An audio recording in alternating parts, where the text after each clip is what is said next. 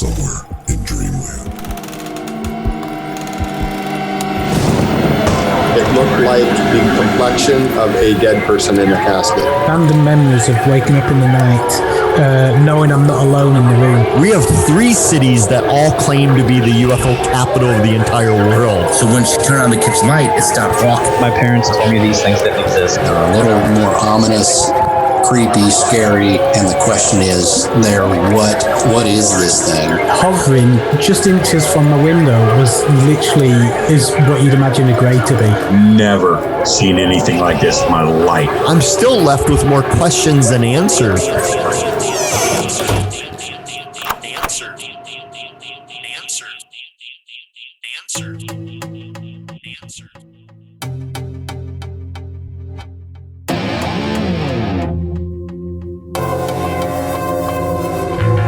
Welcome back, dreamers.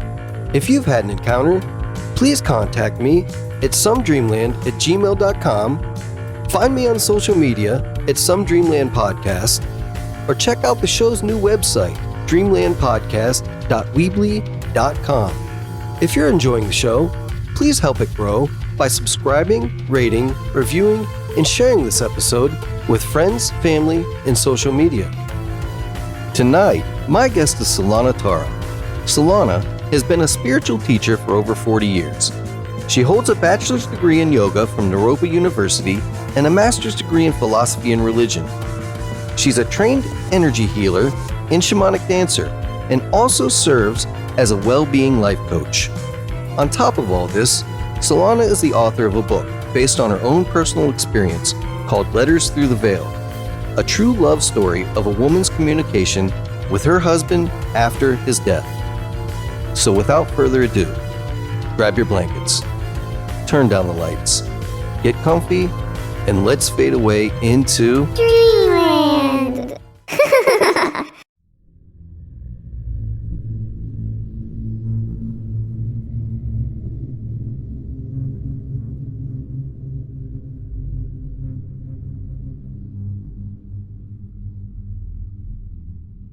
All right. Solana Tara, how are you tonight? I'm doing great. How are you, Ken? Oh, I'm good. I'm glad that we finally got the chance to hook up and speak, because it's been quite the off-road adventure for us, hasn't it? It has been, but we have been persistent. We have. And it pays off. It does.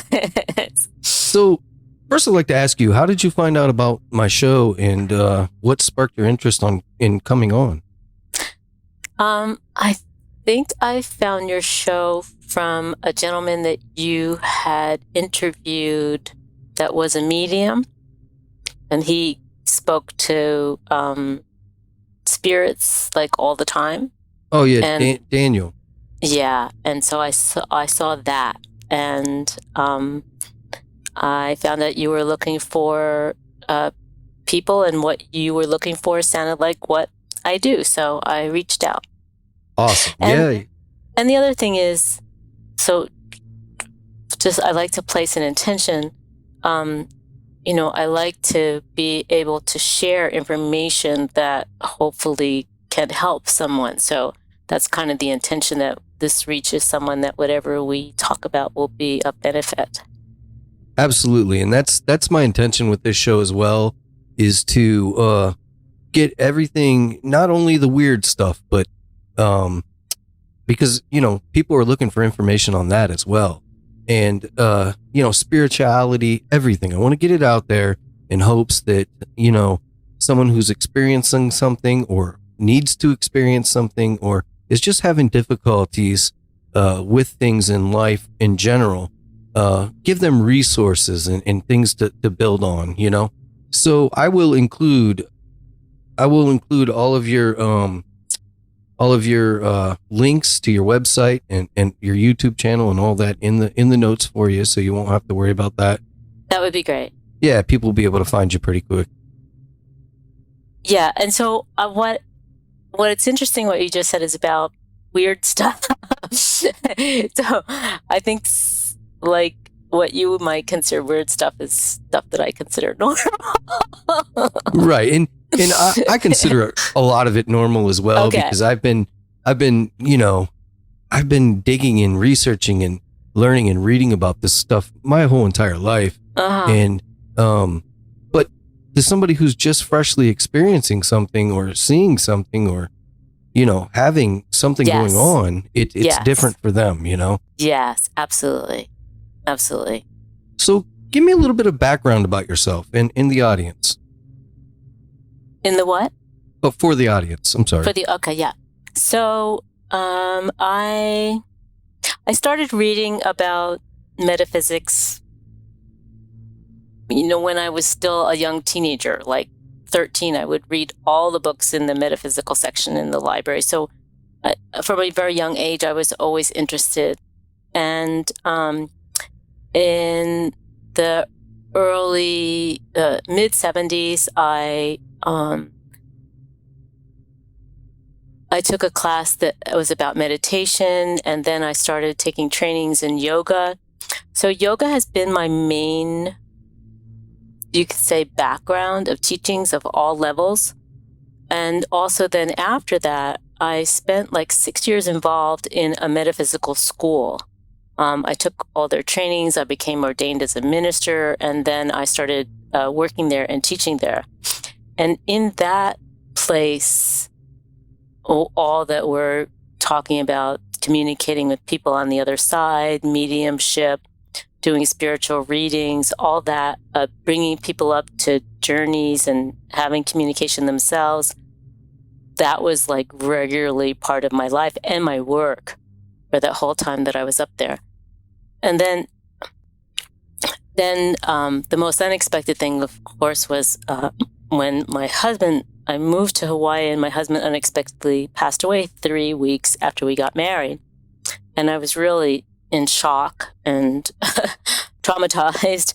And, but because him and I had been meditating together and journeying into the spirit world together, when he passed away, it was very easy for me to have communication with him because we had already been communicating on that level together.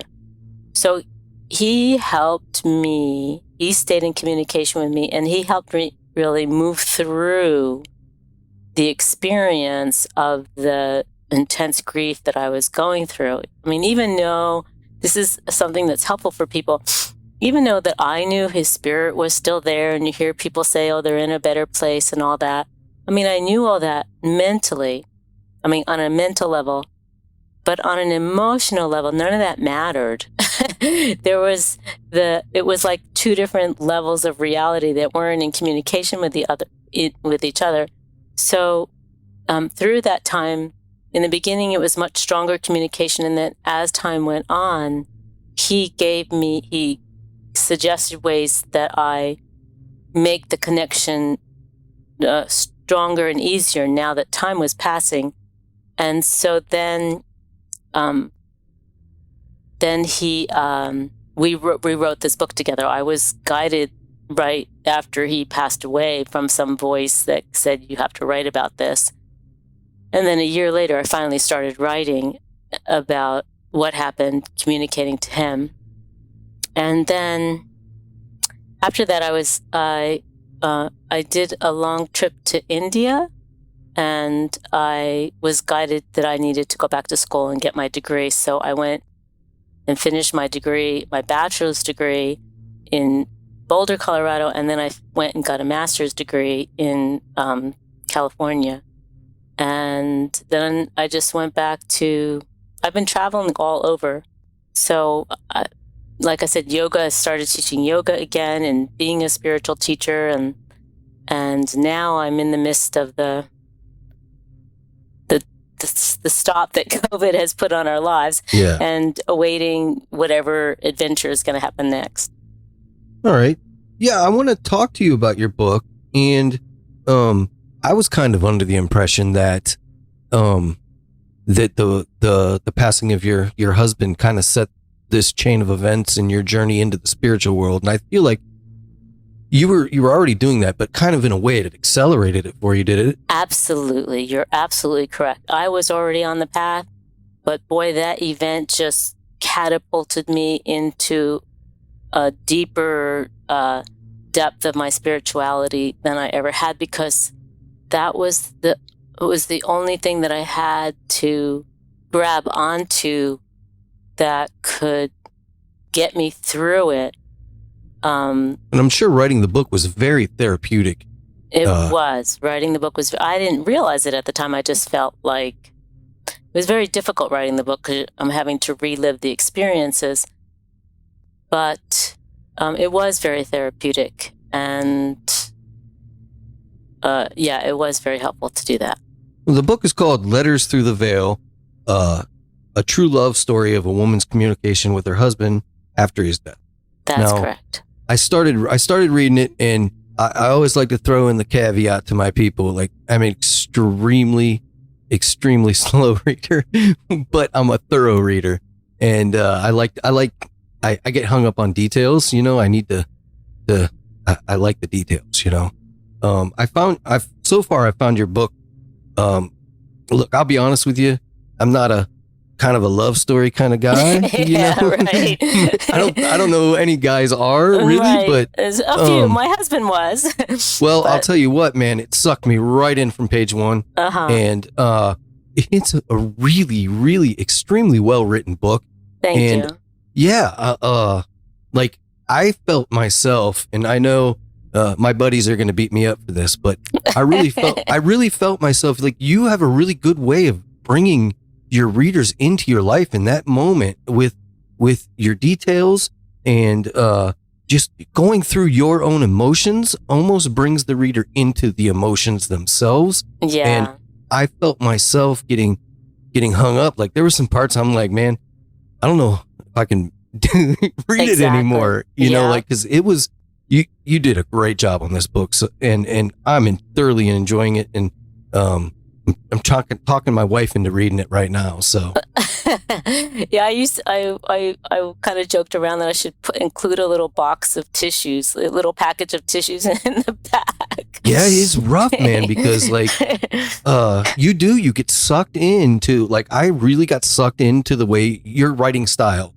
And it put me right there with you. Like I felt like almost like I was, you know, your brother seeing you go through this, or even me going through it myself. It's great. It's a great book so far. So I'm glad you enjoying it, if that's a word.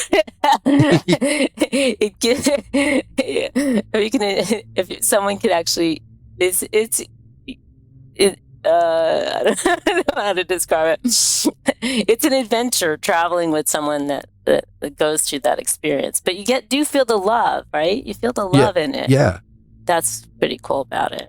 Yeah, absolutely. Yeah. I mean, it's great so far, and like I said, I didn't think I was going to like it at all, and I'm not just tooting your horn, but you know, it's not really my kind of thing, you know. But exactly, I got sucked in. It's really good so far. So yeah. In my intention, it was, you know, mostly it's for anybody that lost a loved one, but most, you know, especially women that know what it's like to lose a loved one. And at that time, there weren't really any books at all on grieving if you believed in life after death. There were a lot of books from hospice and all that about how to grieve or how to grieve the loss of a loved one. But at that time, there weren't really many books about, because I was trying to read everything I could, there weren't very many books about how do you deal with grieving with the loss of a loved one when you still believe that their spirit is around. And now there's a lot more. So I'm grateful for that, because it's a much more common experience. And what I did after I wrote the book, I went around and gave lectures and spoke to people.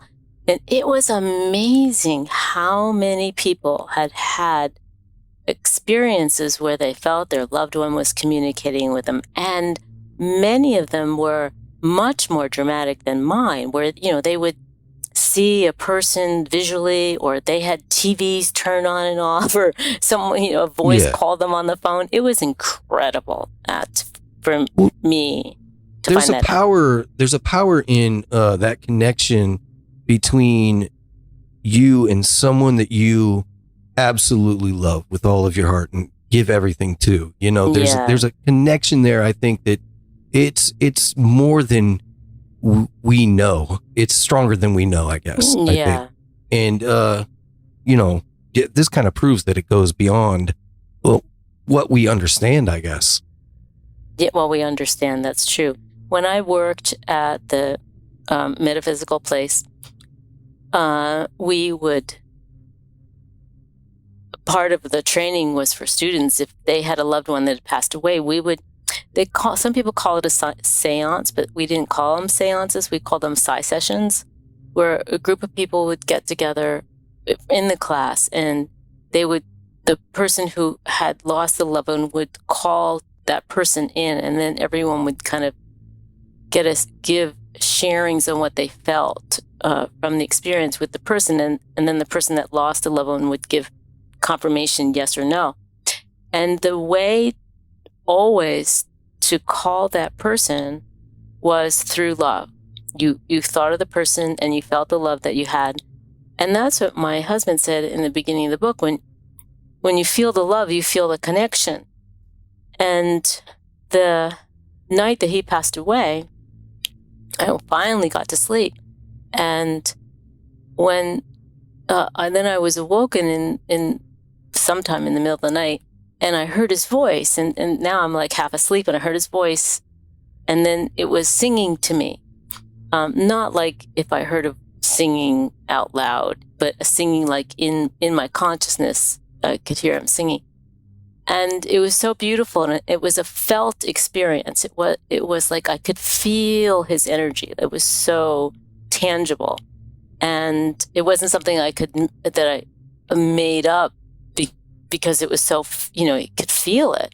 And then I remembered, it was so interesting because a thought came into my head that said, "Oh, but he's dead." It was like you could actually watch the thought process. And then my mind latched onto that thought, and then I started crying because, oh yeah, I remembered he was dead, because when I woke up, I didn't remember that he was dead. I just felt his presence. I didn't even think, because I wasn't thinking, I was just feeling. And then that's what he said to me. He said, "Feel our love, feel the connection.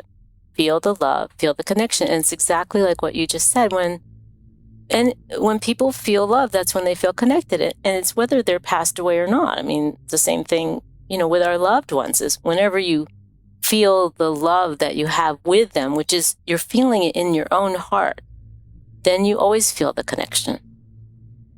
Yeah, for sure. I mean, I'm right there with you. I agree with everything you just said. I mean, it's definitely more powerful than we realize or give credit to. The love. Yes.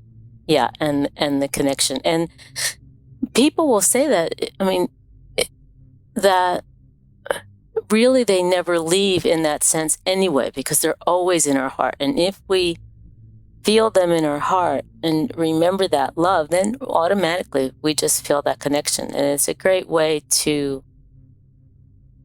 kind of have more peace about dealing with the loss at that time, I think. Yeah.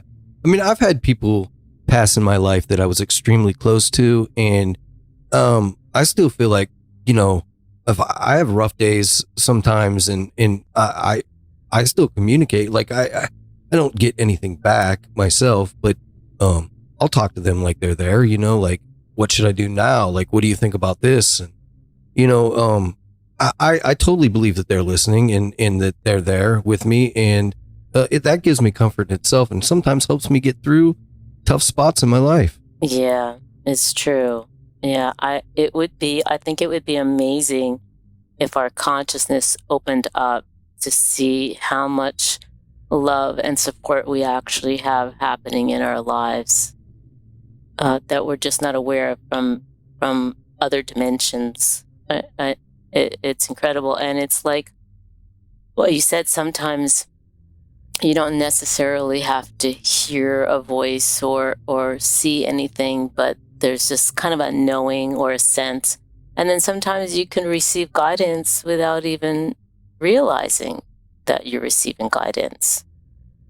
Yeah, I mean, I agree with that, because like like you said, you know, it wasn't an auditory experience for you, but you had the feeling, and I've definitely had that feeling before, you know, like of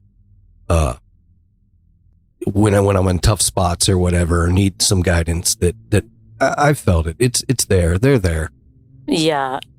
And for a lot of people, when it first happens to them where they lose a loved one, if they do have the loved one that is around them trying to connect with them, sometimes it's their, no, I'm not saying this is your case, but from all the people that I've dealt with, because I have been a hospice volunteer for many years on and off in different places. So I talk to a lot of, I always ask them what we call the survivors. I say, oh, did you happen to feel like they're around? And some will outright say, I don't believe in that. So if for the most part, if they say that, quite often, then it will block the experience if that person was trying to get through. And then I remember one woman said, oh, you know, sometimes I feel like my husband's, you know, touching my feet, and that's what he used to do when he was alive, but I don't ever want to say anything because I don't want anybody to think I'm crazy.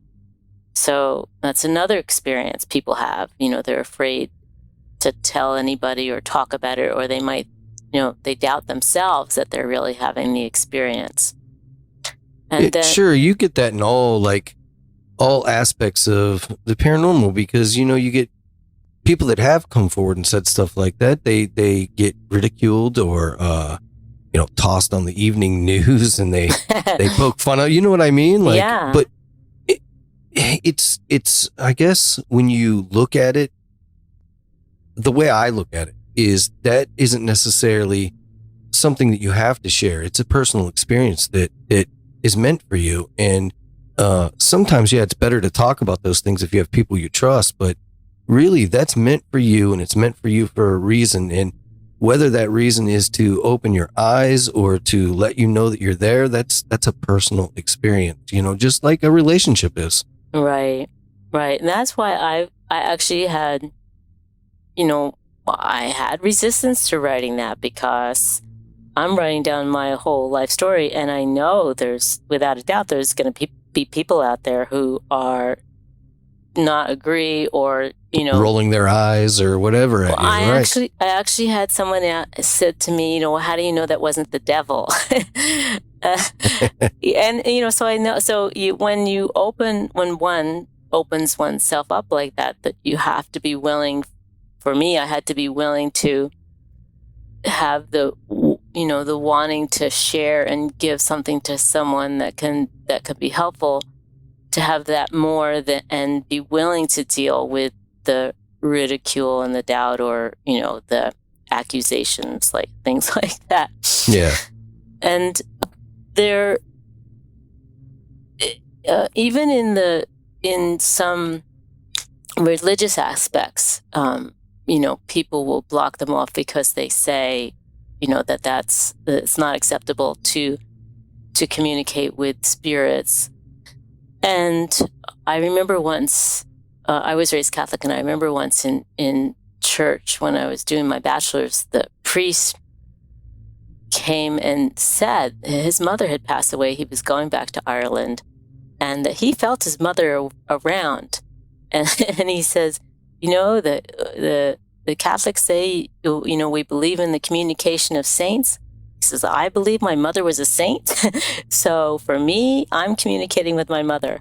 So I thought that was a very interesting and a very open and a very brave response to make to a congregation like that.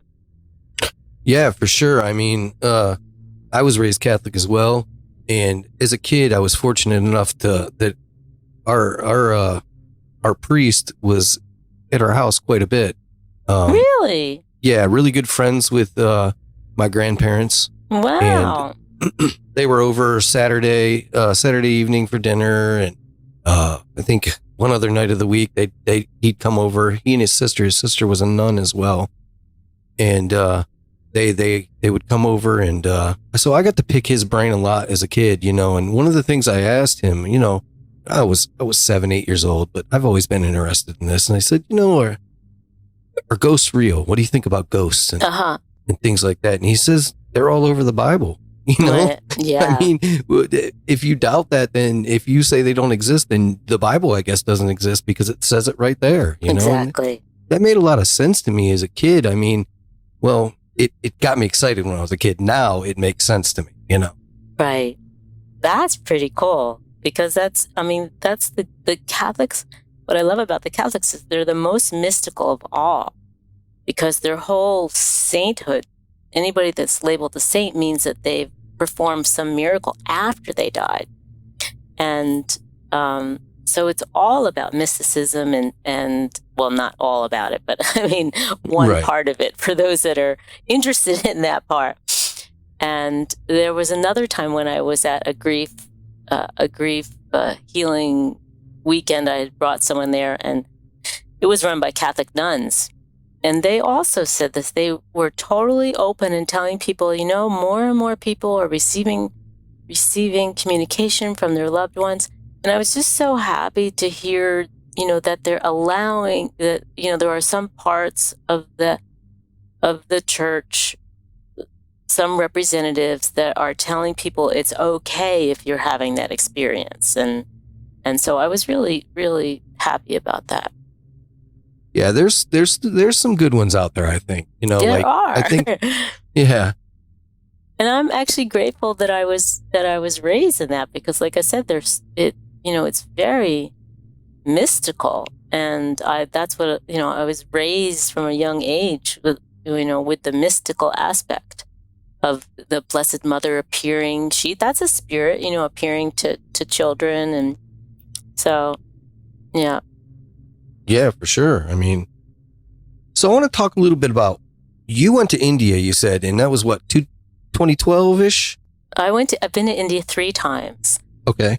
The first time I was in India was 2003 to 2004, and I was there for 6 months, and I traveled all around India with what they call a Indian saint or a holy woman, or she travels all around, usually every year to visit people because they look up to her, and they can't afford to travel to where she is, so she travels around. And we traveled around for the most part. It was like 4 busloads of people, and a good amount of them were Westerners, and that was my first experience. Then I went back again. Oh no, I take that back. Sorry. The first time that I went was before that, and that was a 6-week experience for finishing my yoga training and going with my yoga teacher, and that was in like 2009 or 10. And then I went back to India again with what she's called the Hugging Saint. I don't know if you ever heard of her. She's a pretty cool person. She's amazing. She stays up sometimes more than 24 hours just hugging people.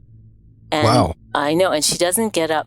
I mean, the 24 hours is rare. That's like at her birthday. But when I was with her, she would start at like 7 o'clock at night. And then sometimes she'd go to like 3 or 4 o'clock in the morning. And oh my God, I could not stay up. And she didn't get up to go to the bathroom. She didn't get up to eat. And I was like, oh my God, I got to go to the bathroom. I got to eat. I got to go to sleep. And I felt bad, because we're all helping out, and I was like, I'm sorry, I have to go to sleep or I have to eat some food. And she does it day after day after day after day. She's amazing. So that was an incredible experience. And that was the 6 months. And then I went back again in 2012, and that was actually that was a 3-month stay. Well, I didn't stay 3 months in India. I stayed like a month and a half in India, and then I went to Australia. I stayed in India from the beginning of January till maybe March. So 2.5 months or something like that. And in that experience, I had an amazing spiritual awakening while I was in Rishikesh, which is like where the Beatles went to when they were making their Indian music. Now listen, I'm a nerd. I'm a Beatles nerd. So you know that Beatles story? Nerd. Yes. Right. I love the Beatles. Right now, I'm sitting in my garage and I have a man cave in my garage. I have a 8-foot by 4-foot bar and 2 50-inch TVs, and one half is all my football stuff and the other half is all Beatles stuff. So do you know, like, you've studied the whole story? Because I didn't know until I was much older that they went up to Rishikesh and studied with the Maharishi and how it influenced their music. That was amazing. Yeah. So I went to that place where we actually went and visited the place where, they stayed, but it wasn't open. Like, it was closed and all run down. It wasn't, I think they might be reopening it, but it wasn't open then. So that's called like the yoga Mecca of the world.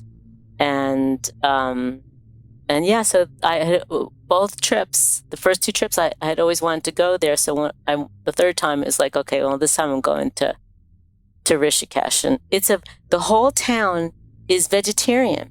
You can't buy meat or alcohol in this city called Rishikesh. And then I was there, they were starting to ban plastic bags. But who ever heard of a town that's vegetarian, no meat and no alcohol? I mean, you could buy in the next town over. But man, that sounds like I'd be staying in the next town over because I like my beer and I like my meat. So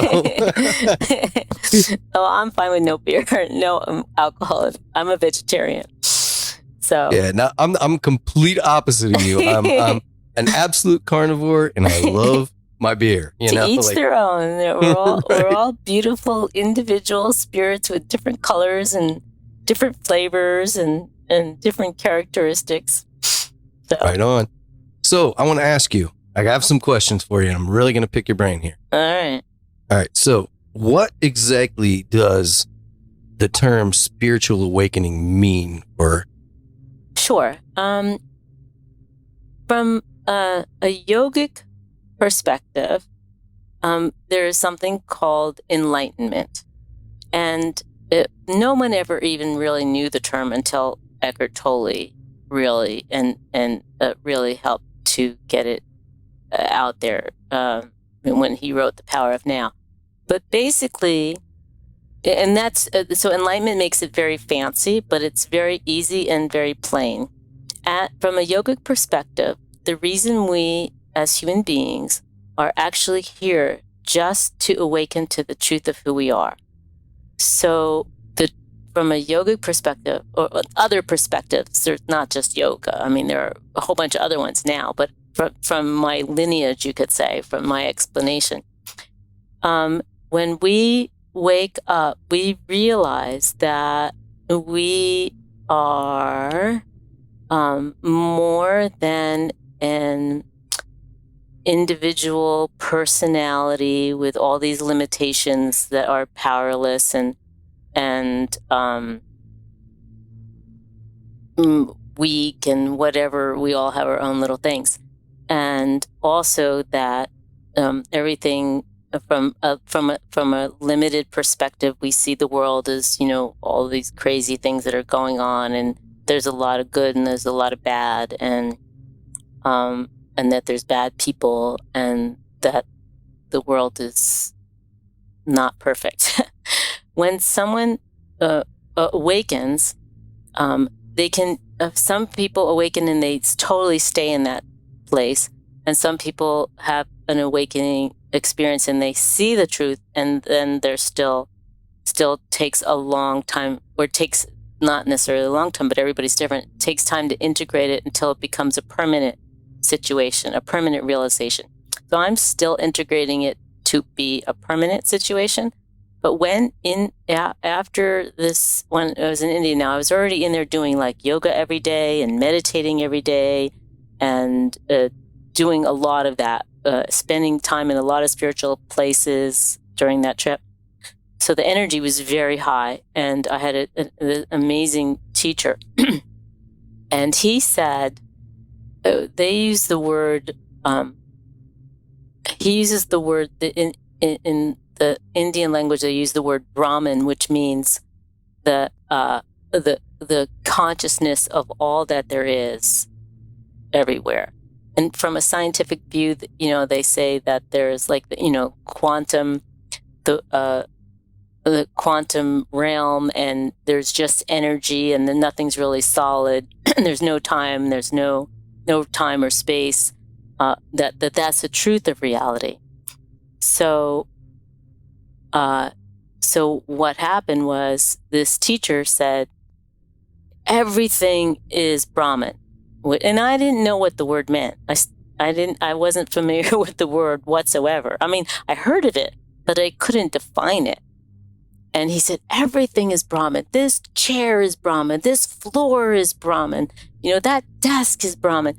And when he said that, all of a sudden I just had this, felt like a window or a portal or like a vision had just opened up, and all of a sudden I could see what I'll call a truth that I wasn't seeing before. And I could see exactly what he said, that everything was this pure consciousness. And I wouldn't even use that word. Everything was just this, I can't use I wouldn't know to describe it, but everything was this, definitely not what I thought it was.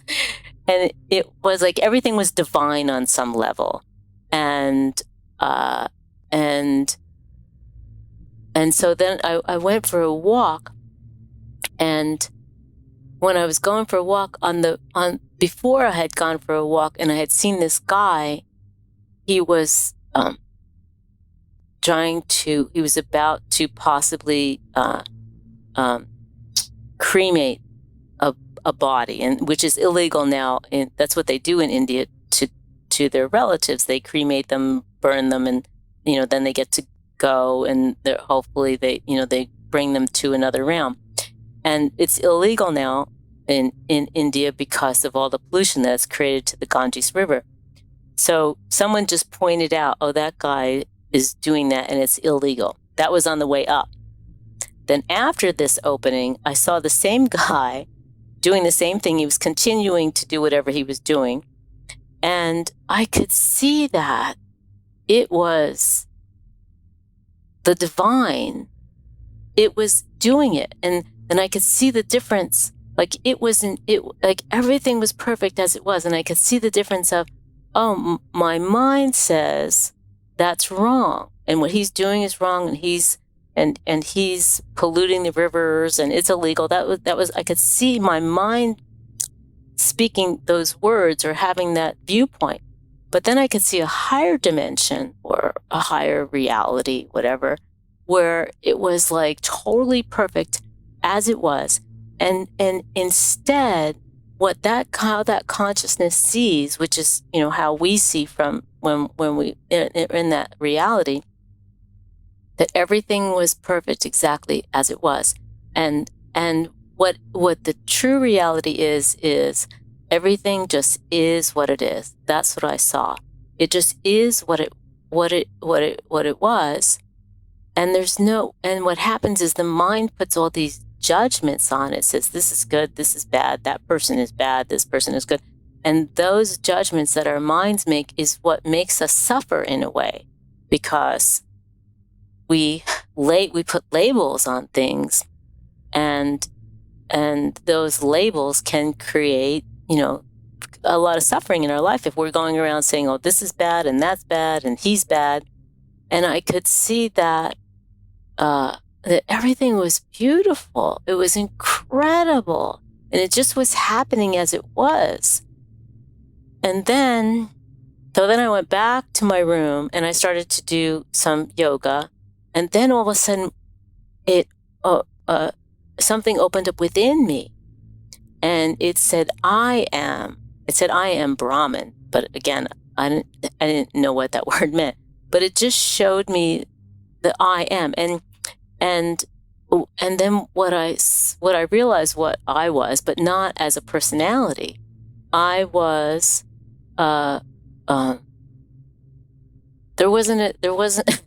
there's not a label that there's not a definition that you could put on it while you're in there. When you come out, when things kind of close down, you can define it. I could define it more.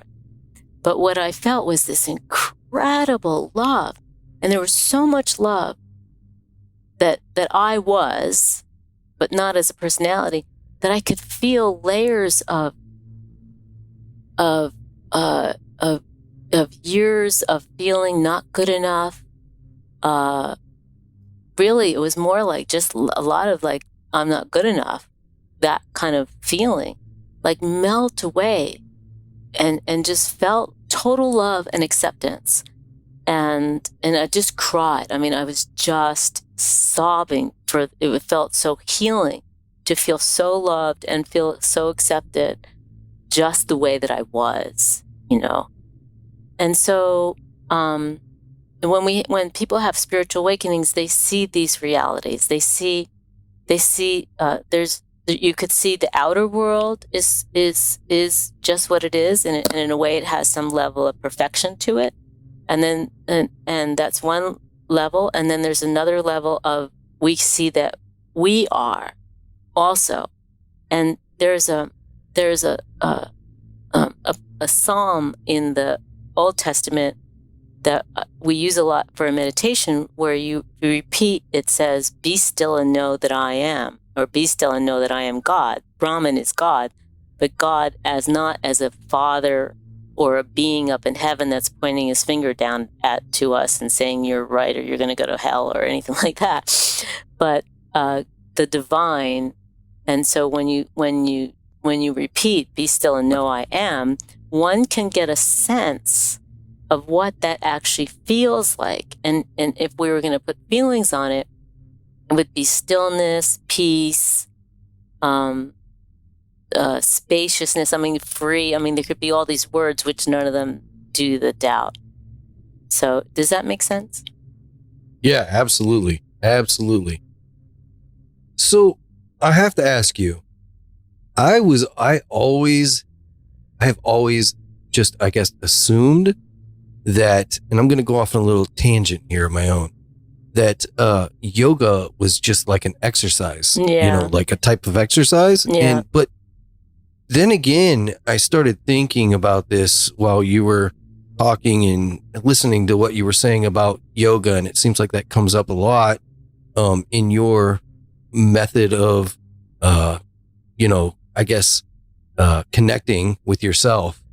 I know, like, I used to be in sports pretty big, and I got to do some pro sports and things like that. And I know, like, when I would do my I guess my regular workout routine, my running, my cardio, things like that, I'd put my mind in a different place. And a lot of times that's kind of where I would do the majority of my deep thinking, is when I was doing that. And it was very therapeutic. And looking back on it now, I think that's kind of a form of meditation. Am I wrong about that? I agree. I totally agree with that. There is, like, when you go into what we call the zone, right? You just kind of, like, I've, run on the beach, and you just kind of zone out, and you're just in this other reality, right? Is that what, there's two things that you're saying. One, there is a time where you go into deep thought. That's one level. And then there had to be times where you were just so, what we call present in the moment, right? You were just so zone, what we call in the zone. You're just in a zone and you're not thinking at all. Yeah, absolutely. Yeah, your body's just taking over, and you're doing your thing, and you're kind of like almost like on a different conscious level at that point. Exactly. But you don't realize it till after you come out of it. Right. Yeah. It's kind of a letdown after it. You know what I mean? Well, yeah, exactly. So while you're in it, that's what I was saying. Like, when you're in the awakening experience, and we could say those are awakening moments, because you're in that moment, you're in the present. You're not thinking about the past. You're not thinking about the future. And in that moment, there isn't, while you're, like I say, for running, right? Well, when running, when you're in that zone, you don't perceive yourself as an individual being. Like, you don't perceive yourself as Ken. but when you come back out and then you reflect on it, then the mind comes up with these definitions or describes it or whatever. Yeah, so that's it. So that's why I said enlightenment is not sometimes it can sound very complicated, and for me it was for years until I started really studying it. And the thing about it now, Ken, is that more and more people are having this awakening. I mean, it's general knowledge. And years ago, from my study from yoga, there was only a few people that were, that had these experiences, that had woke up, and they were great sages from yoga, from India or Tibet or, places like that. But there wasn't a whole lot. When you study in India and yoga, you hear all these stories about the awakened ones. But now, just everyday normal people, so many people are awakening. It's incredible. Absolutely incredible. So, do you think that a personal awakening obviously it has to be different for everybody, right? There isn't one general, from what I understand what you're saying, that there isn't one general way of reaching your own personal enlightenment or awakening. Okay. That's incredible. I think I once, when I was reading some of the Tibetan knowledge, they had said something like, there was like 788 ways to awaken or something like that. So everybody is different, and whatever path you're on, even if you don't even realize you're on a path, people have just, like even Eckhart Tolle, he wasn't trying to become enlightened. He just had this experience, and all of a sudden it just threw him, into another reality where he realized the truth of who he was. So everybody's is different. And what I always tried to emphasize when I taught my yoga classes, and I still do, is that from just to remember in the back of our minds is that from this perspective, you don't have to believe it, but it's good to just to realize there's, this perspective that this group has, that is the purpose of our life on earth, is to come to a place where we realize that we are connected with this vast universe, and that we are really spiritual beings that are having this, once we wake up, we realize we're actually having incredible experiences, but it certainly doesn't seem like it quite often when we're in the midst of whatever we're in the midst of. But all those are meant to be awakenings. You said that, we realize that we're all connected to this vast universe and everything. Okay, let me start over. I think that everybody's connected together as well. Yeah. In one way or another. Yeah. And I'm a slow learner too. So I talked to all these researchers, let's say paranormal researchers and investigators and things like that. And what I've gained from speaking with them is that all these different phenomenons they talk about, Bigfoot, fairies, ghosts, whatever, those are all connected somehow too. And I feel like we're all connected with that as well. Like, I feel like everything is connected somehow. Do you feel like I'm wrong on that? No, that's absolutely, science just says that now. And if we're all in this kind of, in this field, in this holographic field, and all of that, all of that is part of the field. And the thing that we're working on is accepting, when we get stuck, when we get caught, when we get caught in something that we don't accept or we start to fight against, and that puts a stop on us being able to be open to more of the realization. And it would be impossible if even if you have a thought, even what I think like fairies, even if you have a consciousness of fairies, then they're in your consciousness. You can't they're there. So Right. in your consciousness, they're there. So whether you could say, are they real or not real? Well, in your consciousness, they're real. And like, even for some people, and this is what I said in the book, well, people say, well, can you really communicate? Is it possible to communicate with people that have passed away? So, all I know was that was my experience, and no one can deny my experience, because that's what it was.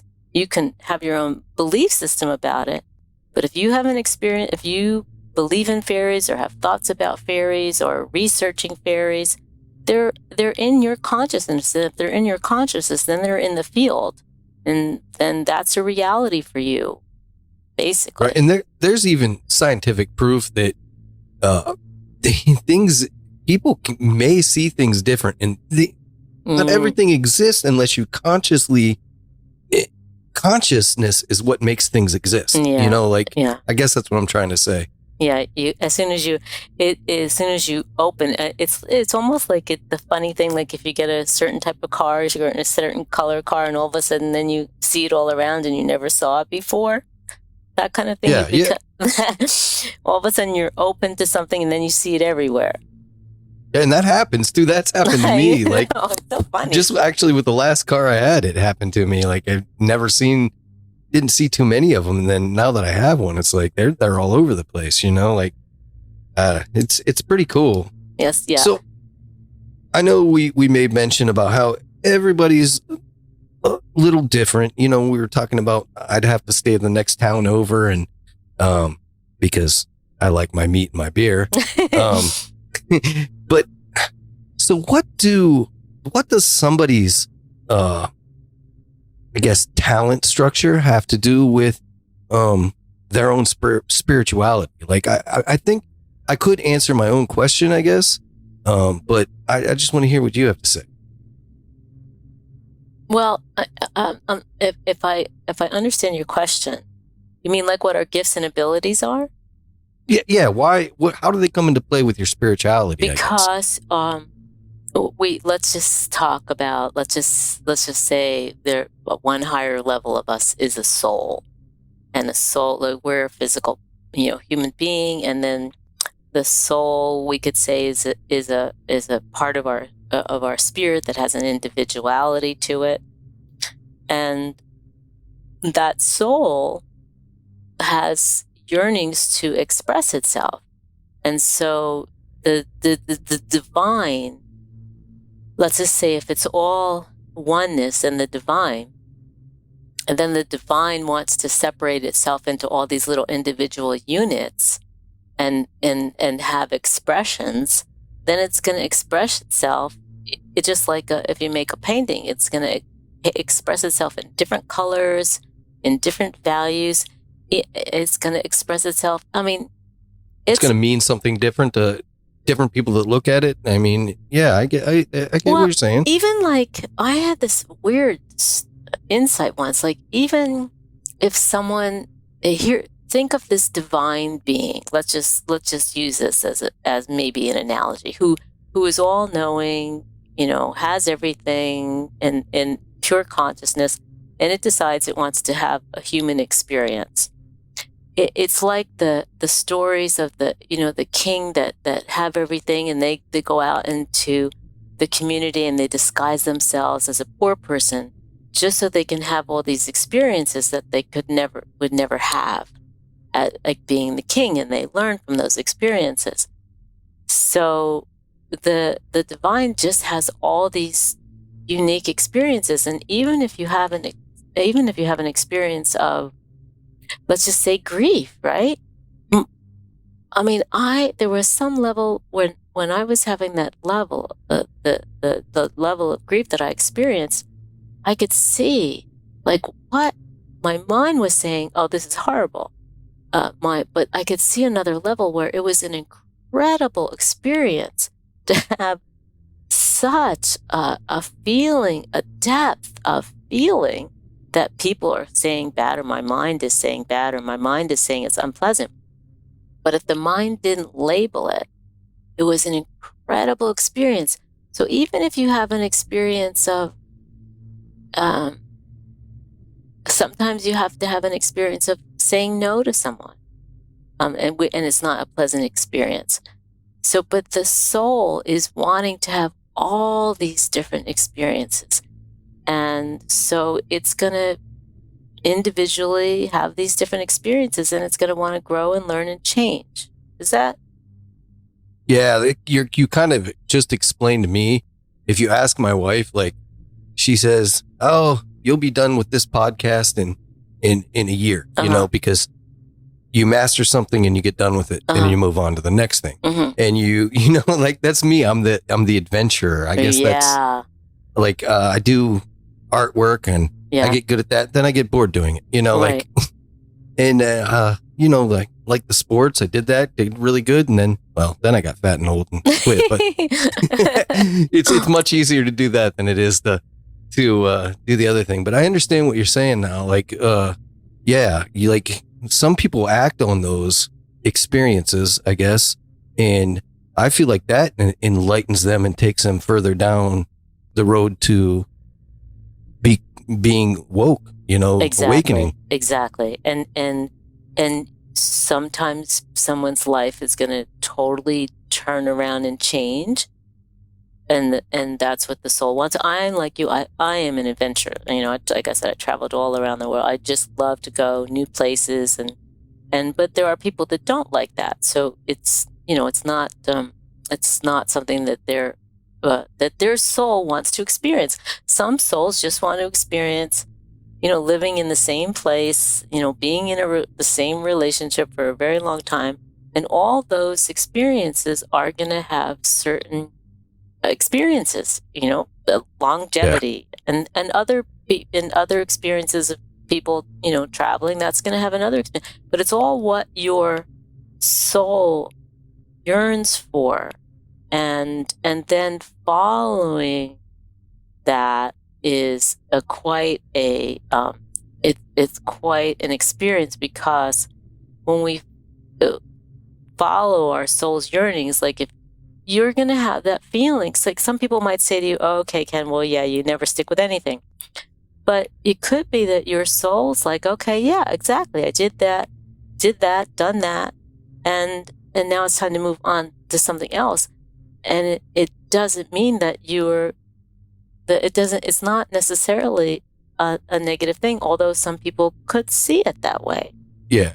I mean, nearly everything I've done, I feel like that I've gotten to the point, like, everything that I've tried, and I am one of those people that has to try everything. But once I get to a point, like, I'm like, "Oh, okay, I did this. I feel accomplished." You know, I never look back. I'm never like, "Oh man, I can't believe I quit that." No, I think that, you know, like, "Oh, I did that. I could do that." You know, like, on to the next thing. Let's figure this one out. You know, like, so I'm like a adventure engineer, I guess. I gotta tear whatever I'm working on. I put my 100% into it, and I tear it apart, and I dissect it, and I rebuild it. And then when I'm finished with that, and I feel like I'm at a point where there's no point in going any further, that's when I say, "Oh, okay, like, I'm done. Let's figure something else out." Well, that's the key. What you said is, when I feel, because that's how our soul communicates to us. When there's it's a feeling of inspiration, when it wants us to move in a certain direction. And sometimes there's a feeling of just no more energy in it anymore. And sometimes we go through, you know, sometimes everything still goes through phases where sometimes if it's no more energy there, it could just be a lull. But that's the key, is finding what your soul is yearning to do. And I guess I lived all over, and I remember one guy interviewed me, and he said, "Well, you haven't stayed in one place for a long time. Anytime, why should I hire you? You're not going to be here much longer," you know? And I never thought of it or realized it. And then I thought, you know, I was being judged for that, and I had never even thought about it. And then I realized, you know, it's just what happens in my life. Lots of times I like Hawaii. I wasn't even in Hawaii when my husband passed away. Everybody goes, "You're going to leave Hawaii?" You know, I got brought there. I literally got brought there and had that experience. And it was time for me to go. You know, very clear inside me that I was not to stay there. So it's all about following those messages inside, and people don't realize, I'm sure you do, when you decide you're going to stop something and start something new, it takes a lot. Like if you're going to move, every time I moved, oh my God, it takes a lot. You have to find a new place to live. You got to find a new job. So it takes a lot to be able to be that adventure and continue to change and find new things that work for you. Yeah. Like I know my wife gives me a hard time, but she supports me in everything. And I appreciate that about her. Like she lets me go. She rolls her eyes at me quite a bit, when I tell her I'm going to start something new. But, the thing is, like, I enjoy doing that stuff. I enjoy figuring it out. That's right. Yeah. what counts. I think more people should listen to, like, their feelings on that. I guess their heart and their soul on that. And I think they would feel a lot better about things in themselves. Exactly. So I feel like that to me is the real awakening there. It is because it's a gradual awakening. I mean, everybody doesn't, I've been studying this for a long time, but it's a gradual awakening, and you just go step by step, and your soul is trying to lead you to exactly the kind of experiences it wants to have with you. And when it's ready to totally then you're letting go of the ego. When it's ready to totally let go of the sense of individual self, then it's ready. And when it's not like someone hasn't accomplished it if they haven't had that awakening. It's just that's not what their soul wants that time. Right now their soul wants to be in this experience. It's to feel whatever it is that it's feel. So that's what I saw at that one point, that everything is exactly perfect, exactly as it is. And that's only one level of reality. Obviously, there's another level of reality when you're in grief or sadness or somebody's sick or whatever. And that level of reality is, also part of our awareness. So when I say everything is perfect exactly as it is, that coincides with, also doesn't mean we don't have a hard time when something that we feel has been traumatic or something hard has happened to us. So both realities can exist at the same time. Yeah, makes sense to me. I mean, I'm totally shoveling everything you're putting out, man. I understand it all. It's going right in the brain bank. And I think what you said is so important, though, that and I think we weren't brought up that way, but some of us were brought up that you have to you shouldn't really enjoy your life. You just have to work hard and work and really struggle. And that was what we call, in a way, that was the way that it was for a certain time. But I think things are shifting now, where people are realizing that there's a new energy coming in. And this COVID, we haven't talked about, but the COVID, from a spiritual perspective, though, has been an amazing experience. From a spiritual perspective, there has been so much new energy coming in, and all the things that need to be released so that new energy can be more prevalent is coming up. So all the people in the political lies and the people who are prejudiced and all those things that are coming up that look so bad, really they've been there for so long anyway. Now they're just coming up so they can be released. And there are so many other really great things. I mean, there's been so much more spiritual work available online from teachers that you could never even go see, that now they're doing free online programs. So from a spiritual perspective, this COVID has been a great reset for humanity. And one of the other great things that I loved about especially when we really all were in lockdown, was all the pollution. I mean, there was so much pollution that cleared up, and the waters were getting clearer, the air was getting clearer. They could see the Himalayas from places in India that they could never see before.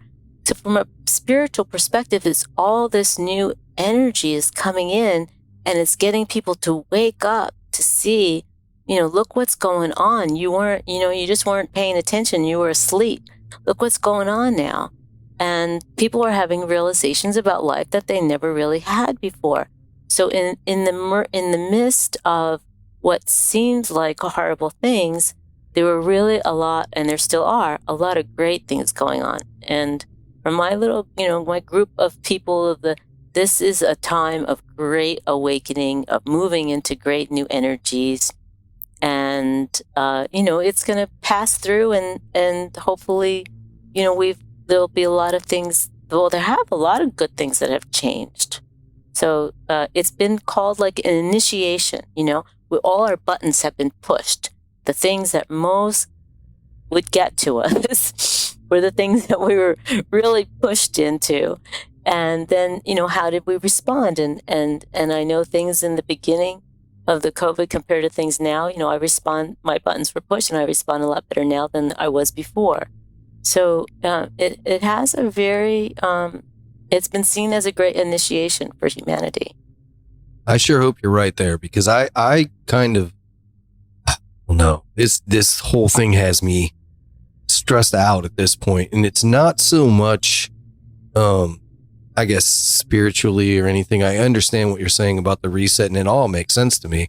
But I feel like there's so much negative energy driving this, in particular, this country right now, that it is in the driver's seat of this country, that, and it has been, like you said, for a long time.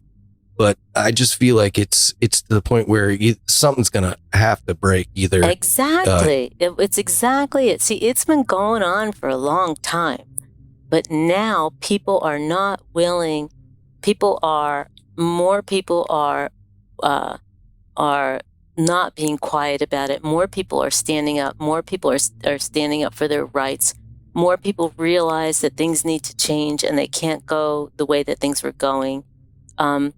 So I think it's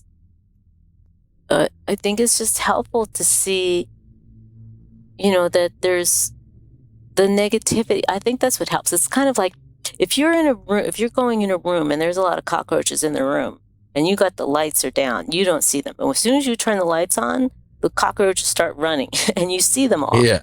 And that's kind of the analogy that we use for what's going on. There's so much, like you said, there is all that negativity, and it has been, but it's been under the covers. And now people are saying, and talking, back, and we're saying, no, we don't accept this anymore. We don't accept this anymore. So that's how I see it all. The darkness is coming out so that people can see it and it can be released. And, hopefully we learn. And for me, one of the things that, is, we've been destroying the planet. So hopefully people, become more conscious, because to see the pollution that has been cleared up has just been incredible. The planet, we depend on the planet. So I just think there is something good that comes out of everything, and we can't, until we get past it longer, can we look back and see, oh yeah, wow, look at all that stuff that came, all the good that came out of it. And just like after my husband passed away, right? When I was in the midst of it, there was, I did say to God, I said, I have no idea what you could possibly think that this is a good idea, but I'm going to trust that there's something good that you want to come out of it, but I can't even conceive of it at this time. And so we can say the same thing, that we have to trust that there's some higher power in charge, things, and that things are changing, and we can't necessarily see it right now because we're in the midst of it. But if we look, you've got to be able to tell me some experiences that some good things that have come out of COVID. Yeah, I mean, I feel like gotten closer with my family, which is a good thing, 'cause I see them more. So exactly that, and that, and I don't really have to look at ugly people anymore because their face is covered by a mask. No, I'm joking. I'm just teasing. People don't have to look at me. That's more like it. But people have been more health conscious. That's true. That's very true. So there are lots of, and lots of good things. And the online, the online has just gone been online. Everything's online now. Before you had to travel places, and now there's things you can get online that you'd never go. And some people don't have to drive to work anymore. They can stay home and not have to drive to work. Yeah, that was a really nice thing. I got to do that for a little bit. I like that. Yeah, so there are a lot of good things. And then anyway, we could go on, and everybody's experience is going to be different. But I would hope that, that the mind is open to see that we don't, in the long run, when things happen, we can't always tell.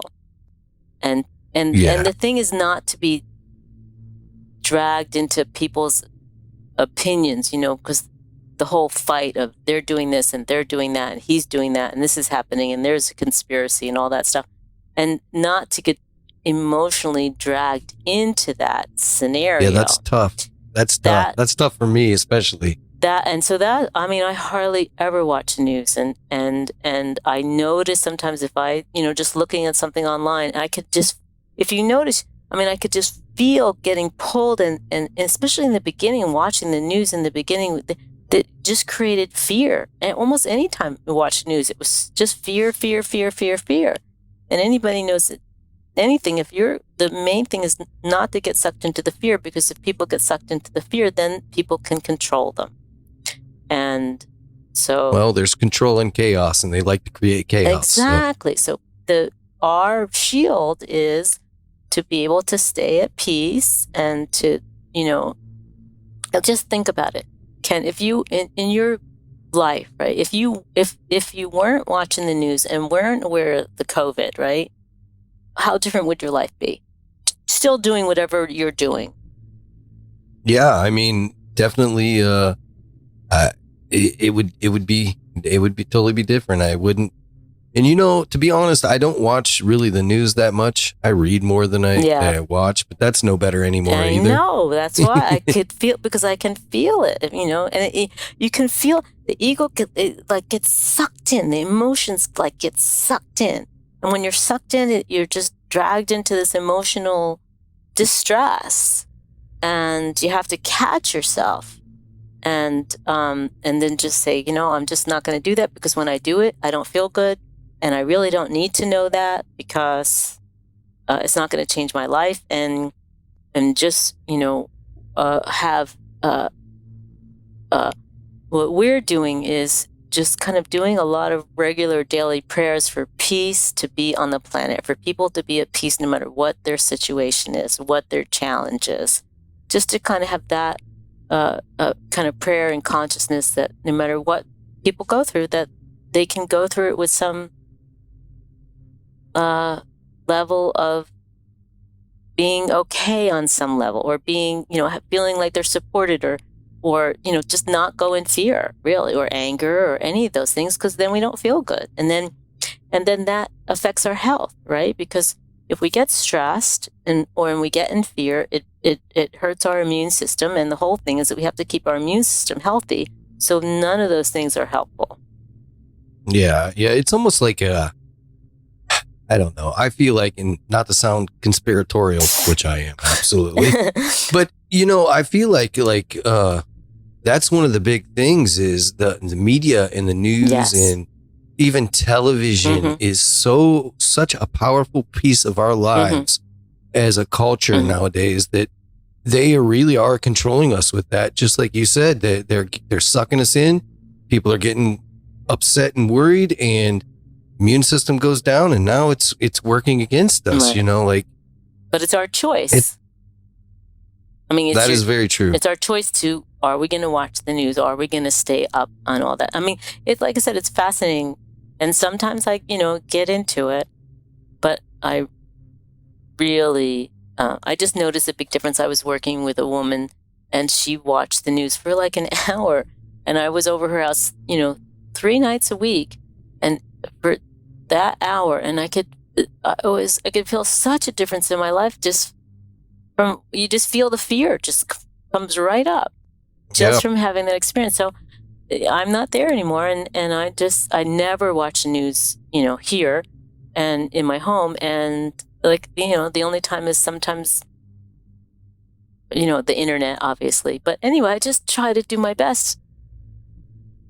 So I'm going to play on that a little bit with all that and go back to some of the other stuff. But I feel like after hearing everything you just said and in the last things you said now, my question is, the mind and the spirit are definitely two different things that are connected, but I almost feel like our spirit or our soul is this thing that wants to drive us in one direction or another, but our mind either doesn't necessarily kind of controls it, I guess, and puts it in check and sometimes tests it, puts it through tests. Am I right about that? The mind puts... Yeah, but it kind of keeps your soul in check, or in the same sense, it could... I don't think the soul is anything that the higher energy always controls. So the thing is that the mind will block and put a block on what the soul wants to experience. I guess that's kind of what I was trying to say. I just said it backwards. Yeah. So I feel like those two things struggle with each other a lot. Is it kind of like the soul? The soul is like it's coming over you and saying, "Okay, Ken, do this. You like to do this podcast. Just do it," and you get that feeling. And the mind will come in with all these objections or a fear, or the emotions will come in and create a fear or a thought that says this or that. So and the thing is, the mind, it has these old patterns, which is what COVID is trying to break up, all these old patterns that we have. And when we're aware, the idea is to be aware of the thoughts that are creating the challenges. And when we're aware of the thought, because then we can do something about it. But most of the time, a large majority of people are totally unconscious of what their mind is thinking, that they're totally unconscious that they're having a thought that, oh my God, I'm going to get COVID, I'm going to die. And they're not aware of that thought. If you're in a greater state of awareness, which is more spiritually awake we are, the more aware we are.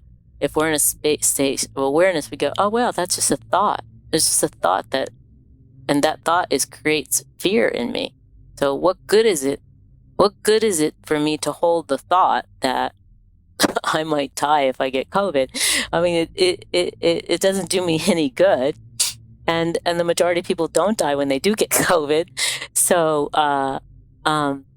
it's really being aware of our thoughts and then making a decision. Is that a good thought that makes me feel happy and joyful and at peace? Or... Yeah, I get it. So that's kind of a form of enlightenment too. Awareness. Yes, awareness. Enlightenment is awareness. The more aware we are, the more awake we are. That's all it is. It's really just awareness. All right. I'm glad I took the long road around. I figured it out now. I always take the most difficult path first, I bet you don't always. Well, and I bet you don't always. Well, it seems like that anyway. All right. Do you want to have that thought? No, not at all. Okay, so you can be aware of it and we can change it. Wow, I'm starting to realize I can take a shorter route with more ease and grace, if that's what you want. Sometimes people like the challenge, like to do a challenging way. And then I'm just starting to realize that, I don't have to, I can be open to doing things easy. Like, I'll tell you, it's a funny example. I went shopping with someone the other day and they just found exactly what they wanted right away. I'm going, that's incredible. Because I have this thought that I can't find things that I want. If I wanted something, a shirt or something, I have a hard time finding things that I like. And then I realized I have that thought.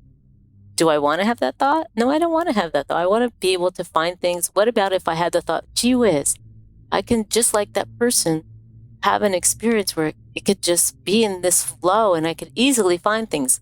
So I really believe that when I had that thought, I have a difficult time because the mind will regulate. Trick you. It regulates. Right. It's like you've heard them. I used to teach a course called Silva Mind Development, and we learned all about how our thoughts actually affect us. So if you have that thought, then your mind, the thoughts are like programs on a computer, and you got that program in your computer, and that's what's going to happen in your life. When you say, I always do something, I mean, quite often that's what people have until they become aware and they make decisions to change. Makes sense. My brother-in-law, he's always has these crazy ideas, and he does this crazy stuff, and he says one day, he's kind of like me. He's on to the next thing after he masters something, or feels like he's mastered something. He's on to the next thing. So he had this entire thought board, you'd call it. I think they called it that, where he was going to do this. And I'll be damned if he didn't hit every single one of those things that he said he was going to do, and very successfully. And he is very successful in everything he does, and it's like, maybe there is something to that. But playing on what you just said about the thought process and putting that into what you're going to do next, that makes perfect sense. Yeah, and we have to be aware. I mean, there lots of times it's unconscious. We have these unconscious blocks that we're not aware of, and so again, it's just like we're saying, everything is about becoming more aware. And as we become more aware, we can make decision: do I want to keep this or do I want to change it? And that's where we're like divine beings. I mean, that's kind of like a power. When you have a thought and you realize you can change your thought and change your life, that's incredible. Yeah, absolutely. I agree. And you're right. Just being aware of that can change your life, And if you have the knowledge and the understanding, and if you could see it we can see it in ourselves, where a particular thought. Well, I remember one time my car broke down, and for a year I kept saying, I need a new car, I need a new car, I need a new car. And then it just came to the realization, because I had that training, I keep saying I need a new car. So instead I changed it, and I visualized myself having a new car and seeing it come to me. And then after that it opened. So it was like for a whole year I was blocking it because I kept saying, I need this, I need this. And so I was in need the whole time. But I have witnessed it. So we have to witness it. We have to see it in ourselves or see it in the lives of others, so we believe it and gain success. And then when we gain that success, it gives us confidence to try it more. But this has been the knowledge that's coming out now more, they call it the manifesting, or, whatever, the secret and all that stuff, all that people are experimenting with now. So that the manifesting, let's talk about that. So going back to my brother-in-law with the thought board and all of that, or I guess goal board or whatever you want to call it, is that is obviously some form of manifesting something. It is. That you're showing your mind what it is that you want to create. And the important thing is that for people to realize about it is that sometimes when people want to create something, what they don't realize is that there may be, again, like I said, subconscious blocks. There may be blocks that they're not aware of. Say they really want to do this business, but they know if they do this business, they're going to have to hurt someone in their family, hurt their feelings because they don't want that person, involved or something. And so then you have that block. So you could put that board up, put that thought. But if you're not aware of the little cockroaches that are running around, the darkness, if you're not aware of what could be blocking you. So it's two things. It's one, it's visualizing what you want to see. And two, to let go of those things that are stopping you, that you have to become aware of. And sometimes it's easy to do. Like, hey, if I have a thought now, it's easy for me to find clothes that I like. That's easy. But if it's something about something else that has a lot of emotional attachment, then the blocks are going to be harder and it could take longer to manifest. Yeah, makes sense. So, my ultimate question, do you feel like, how can I put this? Do you feel like people maybe that are deep into their religion and maybe are rolling their eyes at us right now talking about all this, do you feel like all this could play hand in hand with religion? I mean, I feel like it can. Like, I don't feel like just because you're Catholic or whatever, I don't feel like any of this should be taboo. I feel like it's just it's a personal thing, I guess. Yeah, absolutely. Like, Especially, and I feel like when you awaken yourself to all this, like, you're going to have a better religious or spirituality experience. Exactly. Like, I understood more about Christianity and Catholicism after I started studying yoga, because the yogis believed that Christ was an enlightened master, and I felt like they had more faith in Christ than a lot of people who consider themselves Christians, because for them it was very normal for an enlightened master to do healings and be able to read people's minds and all that. That was a normal thing from their culture, and so I thought that was incredible, because it gave me a whole different viewpoint on Christ and his life. And the thing is just people are going to find, they're just going to have to, if they want to be open to it, the more aware that they are, the more they'll be able to let go of the things that are blocking them. But manifestation is nothing more than prayer. I mean, Christ said, ask and you shall receive. And he also said, believe, he said something like, believe that it's already happened. So those things are manifesting. I mean, that was told in it. So I think that one thing that happens when people wake up is they have a greater understanding of the religion that they were raised in. It gives them greater insight. And there are some people that, no matter what religion they're in, they are still open. Open to it. Well, I think you should be. I think it's very unhealthy to. My grandfather always told me, it's best to be straight down the middle and see it all than to be on one side or the other. And that goes with, I believe, everything. Well, first of all, everything I do in life, that's where that goes. But with religion, it's like that too. Like, if you're so focused on one thing, how can you see everything? Like, because everything is what you are trying to get, right? Like, where you're trying to be. Right, but some people don't know that yet. And what I discovered was, this is why I don't try to change people where they are in their religion, because I did that once. Like, okay, I decided that, I didn't really believe in a hell. Although the Buddhists have some kind of more definition of it that, but anyway, not that if you commit a mortal sin and you die, you're going to burn in hell the rest of your life. But I remember a long time ago, I was trying to just tell someone, even convince them that, that hell didn't exist or whatever, something like that, long time ago.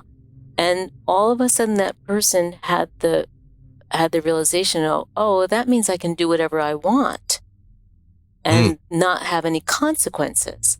And that's when I realized that for some people, it's better for them to have a viewpoint that if they do something wrong, they could end up going to something called hell, than for that person not to believe and give them the free license to go and rob a bank.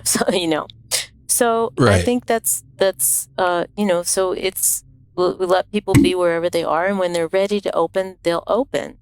And in the meantime, the only thing that we can do is we hold that space for them of the space of love and peace and openness and acceptance. And when we hold that space, it's then our energy field can affect their energy field. And that's what we're doing planetarily right now, is that a lot of people are opening up and trying to just have peace and within themselves, and love within themselves, and acceptance within themselves, and then affect the energy field of not only those in the house that they're with, but on a whole planetary level. Yeah, I get it, man. I'll tell you what, listen, this has been a great interview and I really appreciate it. Like this has been great. Like I've learned so much, and I feel like I'm more aware now that I've spoken with you. You're aware that you're aware. Yeah, I'm gonna aware definitely, that it's aware. yeah, I'm definitely gonna put that in motion, you know, and I'll definitely be thinking about that more. So That's great. I enjoyed it too. It's been very nice. yeah, it was awesome. It's been very enjoyable. I enjoyed going off you, going back and forth. It's been great. Yeah, it's a lot of fun. I really appreciate it. Same here. All right, Solana, well, I'm going to cut you loose. Like I said, I really, really appreciate you coming on. This was incredible. It was great. And like I said, I learned a lot. Where can my audience find all of your materials, your book, your website, all that? Where can they find you? Well, thanks for asking. And my website is solanatara.com. That's SOLANATARA.com. On there, I also have a blog. I have a YouTube under the same name, Facebook under the same name. And I also am starting an Airbnb experience of a meditative journey to inner peace. And all that can be found basically on my website, The Connection, solanatara.com. Well, that about does it for Dreamland tonight, dreamers. Thanks again for listening, and good night.